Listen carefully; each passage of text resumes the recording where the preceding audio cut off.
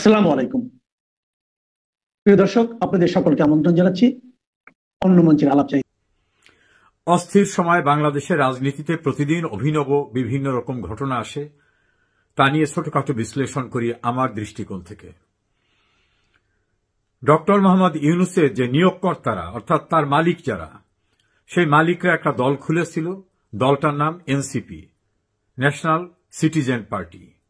এই যে জাতীয় নাগরিক পার্টি, ইউনূস সাহেবের দলটা, এই দলের একজন গুরুত্বপূর্ণ নেতা এবং দুইজন নেত্রী এই দল ত্যাগ করেছেন।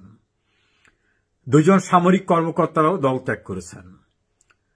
তাদেরকে বাংলাদেশের অত্যন্ত জনপ্রিয় একটা পোর্টাল জিজ্ঞেস করেছে, আপনারা এনসিপিকে নিয়ে অনেক আশার কথা শুনিয়েছিলেন, নতুন বন্দোবস্ত নতুন ব্যবস্থা করবেন, তো এখন এনসিপি ছেড়ে চলে যাচ্ছেন কেন? তারা প্রথমে জবাবটা দিয়ে বলছে, এনসিপি শেষ, এর জানাজাটা পড়ার অপেক্ষায় আছি। এনসিপির জানাজা পড়তে চায়, অর্থাৎ এনসিপিকে কবরে ঢুকিয়ে শেষ করে দিতে চায়। কি কারণে? তার ব্যাখ্যায় বলছেন যে আমাদেরকে একটা স্বপ্ন দেখানো হয়েছিল, আওয়ামী লীগ, বিএনপি, জাতীয় পার্টি বা প্রচলিত ধারা রাজনৈতিক দলের বাইরে গিয়ে নতুন একটি সমাজ ব্যবস্থা কায়েম করা হবে, যেখানে শোষণ, বঞ্চনা, বৈষম্য থাকবে না, পরদেশের তল্পি বাহকি রাজনীতি থাকবে না। এটা হবে সম্পূর্ণরূপে নতুন একটা বাংলাদেশ। সেই স্বপ্নের সিঁড়ি বেয়ে তারা একটা হ্যাভেনে পৌঁছে যাওয়ার মতো চিন্তা ভাবনা করছিলেন। সেই স্বপ্নে তারা মুগ্ধ হয়েছিলেন। পরবর্তীতে তারা দেখলেন যে এই স্বপ্ন টপ্ন কিছু না, মূল স্বপ্ন হচ্ছে একজন ব্যক্তি বড় একটি দেশের সাহায্যে শেখ হাসিনাকে ক্ষমতাচ্যুত করবেন। সেই জন্য বিশাল ফান্ডের টাকা পেয়েছেন, দীর্ঘদিন যাবৎ ওই টাকা বিভিন্ন জায়গায় ব্যবহার করেছেন, তার ভিতরে ছাত্রদেরকে একটা ফ্রন্টকে ব্যবহার করতে পেরেছেন এক এক সময় এক একটা ইস্যু ধরে। আর শেখ হাসিনা সরকারও এই ইস্যুগুলোকে ডিজলভ করার জন্য কার্যকর পদক্ষেপ নেয়নি। ফলে সেই আন্দোলনকে বেগবান করে শেষ পর্যন্ত তার পতনের আন্দোলনে রূপান্তর করা হয়েছে। মূলত টার্গেটটা ছিল শেখ হাসিনাকে ক্ষমতার থেকে সরানো এবং সেখানে ওই বড় রাষ্ট্রের একজন প্রতিনিধি তাকে বসানো এবং বাংলাদেশে ৭১ সনের পাকিস্তান পন্থী যে চিন্তা চেতনা, সেই রাজনীতিতে যারা হেরে গেছিলেন, সেই মানুষগুলোর হেরে যাওয়ার পরাজয়ের প্রতিশোধ নেওয়া। সেটা করার জন্যই এক একটা সময় এক একটা এজেন্ডা নিয়ে কাজ করা হয়েছে। পূর্বের অনেক এজেন্ডা ফেল করছে। সর্বশেষ এজেন্ডা ছিল কোটা বিরোধী আন্দোলন। সেটাও যখন সুপ্রিম কোর্ট বলে দিল যে ঠিক আছে, তাদের দাবি মেনে নেওয়া হলো, তখন আর পথ ছিল না। তখন তারা ৯ দফা ১০ দফা বিভিন্ন দফা টফা দিয়ে একটা পর্যায়ে এসে শেখ হাসিনার পতন ১ দফা। অর্থাৎ শেখ হাসিনা যদি পূর্বেও মেনে নিতেন, তাতেও তারা থামত না, অন্য কোন ইস্যু নিয়ে তারা শুরু করত। এভাবে শেখ হাসিনার পতন ঘটানোটা ছিল আন্দোলনের দীর্ঘদিনের পরিকল্পিত সিদ্ধান্ত। সেই সিদ্ধান্ত বাস্তবায়নের জন্য এই কোটার নামক একটা ইস্যুকে সামনে নিয়ে আসা হয়েছে। যারা এই এনসিপিতে চলে গেছেন, তাদের ৪ জনের ইন্টারভিউ নিয়েছে ওই নিউজ পোর্টাল। একজনে বলেছেন, কথা ছিল দুর্নীতি হবেই না, কিন্তু এখন যারা শীর্ষ নেতা ছিল তারা দুর্নীতি, আকণ্ঠ দুর্নীতিতে নিমজ্জিত হয়ে গেছে। তারা তাদের নিজের পিএস, তাদের বাবারা, এবং সেটা প্রকাশ্য রূপ ধারণ করেছে। দ্বিতীয় বলছেন যে আমরা কেউ ক্ষমতার দিকে যাব না। তারা সবাই ক্ষমতায় গেছে, উপদেষ্টা হয়েছে, আর যারা উপদেষ্টা হয়নি তারা শ্যাডো উপদেষ্টা, তারা যা চাচ্ছেন সেটাই সব হচ্ছে। তৃতীয় বলছেন যে ছাত্রদের কল্যাণই হবে তাদের মূল রাজনীতির লক্ষ্য। এখন দেখা গেল ছাত্রদের কল্যাণ না, নিজেরা ক্ষমতায় যাওয়ার জন্য রাজনৈতিক দল করে কিভাবে নিজেরা ক্ষমতা ধরে রাখবেন সেটাই হচ্ছে তার মূল লক্ষ্য। চতুর্থ বলছেন যে আমরা কোন সাম্প্রদায়িকতা প্রশ্রয় দেব না। আমরা বাংলাদেশের স্বপ্ন, যেটা নিয়ে ৭১ সনে যুদ্ধ হয়েছিল, মানুষ জীবন দিয়েছিল, আমরা সেটাকে কেউ যাতে ব্যবসা হিসেবে নিতে না পারে, আমরা প্রকৃত উদ্দেশ্যটাকে বাস্তবায়ন করব।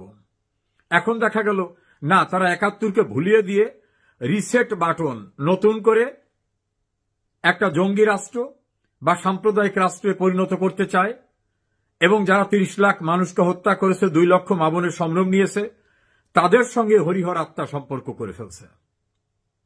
আর যে দেশটা বাংলাদেশের স্বাধীনতার সময় সবচেয়ে বড় বিরোধিতার জন্য স্প্লিট পাঠিয়েছিল, তাদের পরামর্শে এখন চলছে। এই সকল ঘটনা অনুধাবন করতে পেরে তাদের এক নেতৃত্ব বলছেন যে চাঁদাবাজির পরিকল্পনা হয় মন্ত্রীপাড়ায়, একেবারে এলাকার নামটা বলেছেন, যেদের শিকড় অনেক গভীরে। এ কারণে তারা দল ছেড়ে চলে গেছেন। ইন্টারভিউতে তারা বলছেন এ পর্যন্ত উল্লেখযোগ্য 226 জন 226 ঢাকা এবং ঢাকার বাইরের নেতারা দল ছেড়ে চলে গেছে। কেউ কেউ আলাদা ফোরাম তৈরি করছে, কেউ বৈষম্য বিরোধী ছাত্র আন্দোলনের নামে এখনো ব্যানার ধরে রাখছেন, কেউ নতুন একটি ছাত্র সংগঠন বাকসাস, বাংলাদেশ গণতান্ত্রিক ছাত্র সংসদ নামে করে ডাকসুতে ইলেকশন করে ভয়াবহ পরাজয়ের শিকারে পরিণত হয়েছেন। কেউ আবার গিয়ে উমামা ফাতেমা নিজে একা নির্বাচন করেছেন, ছটফট করছেন, বাইরে সবাই ছিন্ন বিচ্ছিন্ন হয়ে গেছেন। এই অবস্থায় ছাত্ররা নাকি সবটুকু নির্ভর করেছিল এই বৈষম্য বিরোধী ছাত্র আন্দোলনের নেতাদের সার্জিস, নাহিদ, হাসনাত আব্দুল্লাহ, মাহফুজ, গংদের ডাকসু এবং জাকসু নির্বাচনে তাদের নাকি মাইক্রোস্কোপ দিয়ে খুঁজেও পাওয়া যাচ্ছে না। বড় বড় সোডিয়াম বাতির বাল্বের লাইটও তাদের খুঁজে পাওয়া যাচ্ছে না যে তারা কোথায়, তাদের কোনো ক্রিয়া প্রতিক্রিয়া নাই কেন, তাদের লোকদের এই পরাজয়ের পর তাদের বক্তব্য কি, খুঁজে পাওয়া যাচ্ছে না। এটাকে কনক্লুড করে তারা বলছেন বৈষম্য বিরোধী ছাত্র আন্দোলনের নামে যারা আন্দোলন করে দল করেছিল, আমরা তাদের সঙ্গে ছিলাম, আমাদের যে স্বপ্ন দেখানো হয়েছিল সেই স্বপ্ন তো বাস্তবতা না, আসলে শেখ হাসিনার পতন হলো বাস্তবতা, ক্ষমতা দখল করা বাস্তবতা, নিজেরা ক্ষমতায় থেকে লুটপাট করা বাস্তবতা, এবং কখনো সেনাবাহিনীকে অশ্লীল অশ্রাব্য ভাষায় গালিগালাজ করা বাস্তবতা, কখনো দেশের গুরুত্বপূর্ণ 2টি রাজনৈতিক দল আওয়ামী লীগ বিএনপি নেতৃবৃন্দকে জঘন্য ভাষায় যাচ্ছে এইভাবে অপমান করা, গালিগালাজ করা, এটা বাস্তবতা। এবং উদ্দেশ্যহীন যাত্রা হচ্ছে এনসিপির। তো উদ্দেশ্যহীন যাত্রায় এরা ইতোমধ্যেই হতাশার অতল গহ্বরে নিমজ্জিত হয়ে গেছে। অর্থাৎ তাদের সব শেষ, রাজনৈতিকভাবে বিচ্ছিন্ন হয়ে গেছে তারা। অনেকেই পূর্বে বলতেন, বিএনপি নেতা অ্যাডভোকেট ফজলুর রহমান, যিনি বীর মুক্তিযোদ্ধা, তিনি বলেছিলেন এরা পুলিশ ছাড়া গ্রামের বাড়িতেও যেতে পারবে না। সাংবাদিক মাসুদ কামাল একই কথা বলছিলেন, সাংবাদিক মঞ্জুর আলম পান্না একই কথা বলছিলেন, তৃতীয় মাত্রা খ্যাত জিল্লুর রহমান একই কথা বলছিলেন। আমি নিজেও আমার কয়েকটা ভিডিও কন্টেন্টসে বলছি, ছাগল দিয়ে ধান মাড়াই করা যায় না। সারা বাংলাদেশের সবাইকে গালিগালাজ করে ক্ষমতা দখল করে এই ক্ষমতাটাকে হজম করার যোগ্যতা ও ম্যাচুরিটিও তাদের হয়নি। এরা জাতিকে কি উপহার দেবে? এরা স্ব বাবাকে উপহার দিছে, এপিএস কে উপহার দিছে, দেশের বাইরে উপহার পাঠাচ্ছে। এ জাতীয় গুরুতর অভিযোগ তাদের বিরুদ্ধে। এবং তাদের কিছু জঙ্গি স্টাইলের উপদেষ্টা দেশে দেশের বাইরে আছেন। তারা 54 বছরের সাজানো গোজানো সুন্দর একটা বাংলাদেশকে 100 বছর পিছনে নিয়ে গেছে। এটা এখন তাদের সহযোদ্ধা যারা, তারাই উপলব্ধি করতে পেরেছে। এবং যারা ইউনূসের আগমন শুভেচ্ছা স্বাগতম বলছিলেন, তারাই এখন বলতেছে এই লোকটা ভণ্ড, এই লোকটা বিশ্বাসঘাতক, এই লোকটা স্বার্থপর, এই লোকটা নিজের স্বার্থ ছাড়া কিছু বোঝে না, এর চেহারায় যা ভিতরটা খারাপ। সব মিলে ইউনূসের কিংস পার্টি ইতোমধ্যেই শেষ নিঃশ্বাস ত্যাগ করেছে। তাদের দল ছেড়ে আসা সেনা কর্মকর্তা, ছাত্র ছাত্রী নেতৃবৃন্দ এবং অন্যদের ভাষায় এখন কফিনে যাবার পরে কবরায়স্ত হবে তার পূর্বে তাদের যে জানাজাটা, সেই জানাজাটার পর্ব চলে আসছে। এ কারণে ডাকসু এবং জাকসুতে খোঁজ খবর নাই, পত্রিকার প্রথম পাতায় নাই, টেলিভিশনেও নাই, হুঙ্কারেও আর এখন কেউ আসে না। সে কারণেই নাকি তারা দল ছেড়ে চলে গেছেন। আমরা আশা করি এই উপলব্ধি এখনো যারা মোহগ্রস্ত আছেন, মরীচিকার পিছনে ছুটছেন, তারা বুঝতে পারবেন খুব শিগগিরই দেশটা ধ্বংসের শেষ প্রান্তে নিয়ে গেছে। কি সুন্দর বাংলাদেশটা কোথায় নিয়ে গেছে। আমরা অপেক্ষায় থাকি এনসিপির দলত্যাগী বিশাল অংশের ভাষায় এখন মৃতপ্রায় জানাজা পড়তে বাকি আছে।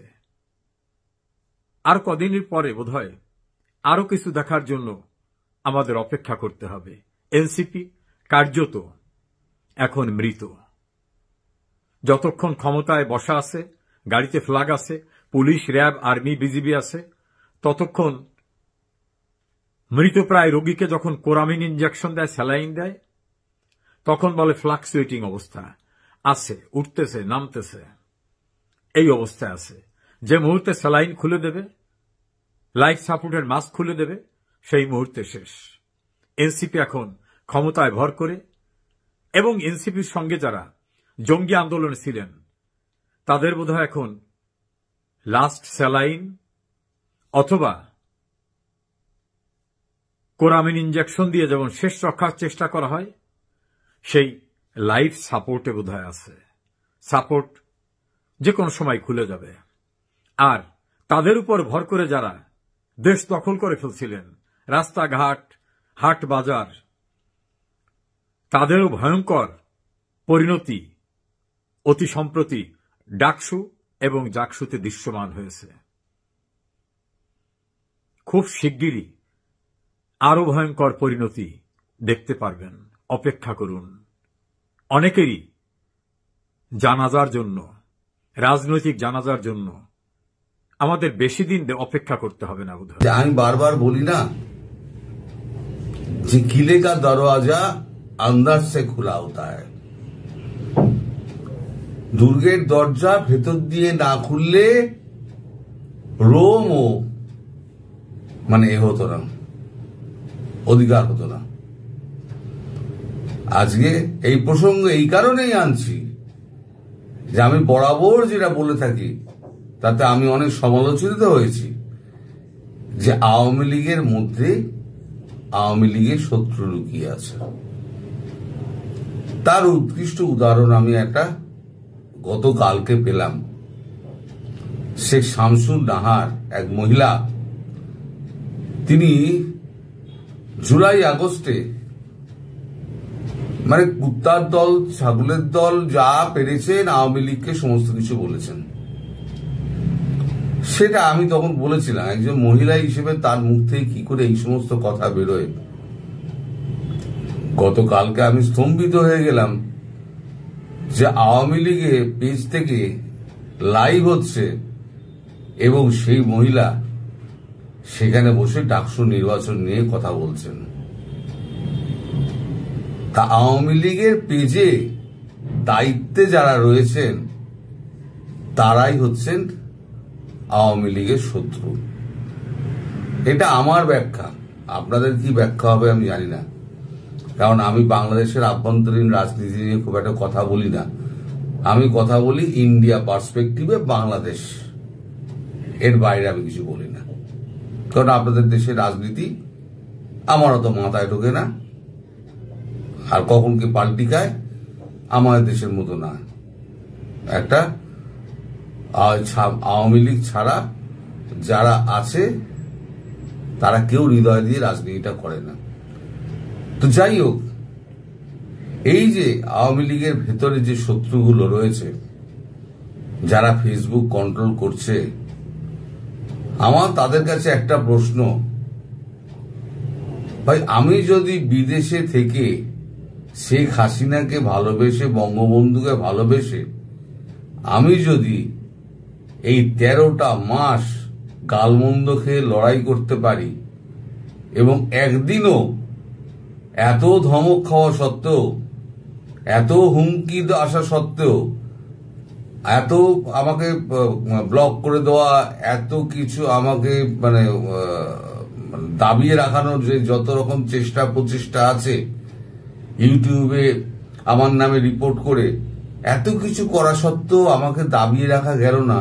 কিন্তু আপনারা কিসের স্বার্থে, এটা আমার প্রশ্ন, কিসের স্বার্থে আপনারা এই মহিলাকে আপনাদের ফেসবুক পেজ লাইভে অনুষ্ঠানে আপনারা ডেকে পাঠালেন? এটা আমার প্রশ্ন আপনাদের কাছে, যারা ছাত্রলীগের পেজটা চালান। তাহলে কি দাঁড়ালো? আমার যে কথাটা, কিলে কা দরওয়াজা আন্দার সে খোলা হতা হ্যায়, মানে বাইরের শত্রুকে আপনারা আবার ঘরে ডেকে আনছেন। আপনাদের শিক্ষা কোনোদিনও হবে না। হয়তো আবার সবকিছু ঠিকঠাক হয়ে যাবে, কিন্তু আপনাদের জন্য, আপনাদের কিছু সংখ্যক লোকের জন্য তখন এই বিদেশে যারা বসে আছে তারা ওঁত পেতে থাকবে। ওঁত পেতে থেকে তারা আপনাদের আবার অনিষ্ট করার চেষ্টা করবে এবং আবার আপনারা বিপদে পড়বেন।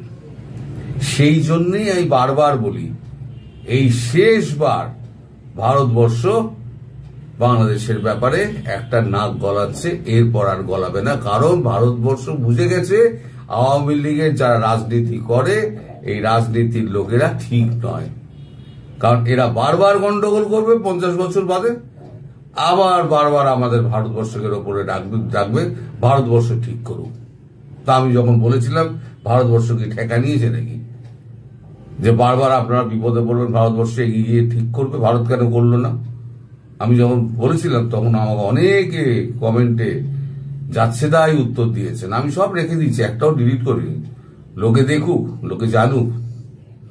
তো এই যে এখন এই যারা বিদেশ থেকে বসে বসে যারা এখন কন্ট্রোল করছিল, বঙ্গবন্ধুর বাড়ি ভাঙা, মানে 32 নম্বর, তার মূর্তি ভাঙা, তার মাথার উপরে চড়ে প্রস্রাব করা, এই সমস্ত আপনারা ভুলে গেলেন। আপনাদের কর্মীদের যারা কুত্তা লীগ বলল, আপনারা ভুলে গেলেন কাদের প্ররোচনায় করেছিল। এই যে শেখ শামসুন নাহার, এই যে মহিলা, এনার সঙ্গে তো ওই ফ্রান্সের ভদ্রলোকের তো খুব আলাপ, মাখো মাখো আলাপ। সে সমস্ত খবরও তো আমরা জানি, আপনারাও নিশ্চয়ই জানেন। আমি যখন জানি বিদেশে বসে, আপনারা দেশে বসে জানেন না। কিন্তু আপনারা কিভাবে বুঝে গেলেন তাতে এ নিয়ে আমার মনে যথেষ্ট প্রশ্ন রয়েছে। যাক, সেই প্রশ্নের উত্তর যদি আপনারা আওয়ামী লীগের ওই পেজের যারা দায়িত্বে আছেন তারা যদি পারেন আমার প্রশ্নের উত্তর দিতে, আমাকে আমার মেল আইডিতে লিখে পাঠাবেন। আমি যদি পারি আপনাদের নিশ্চয়ই জবাব দেবো, যদি আপনারা লেখেন। কারণ আমার জবাব তৈরি আছে আপনাদের জন্য। আমাদের মতো দেশপ্রেমিক হতে গেলে আপনাদের 7 জন্ম তপস্যা করতে হবে। বুঝতে পারছেন? সবাই ভালো থাকবেন দর্শক।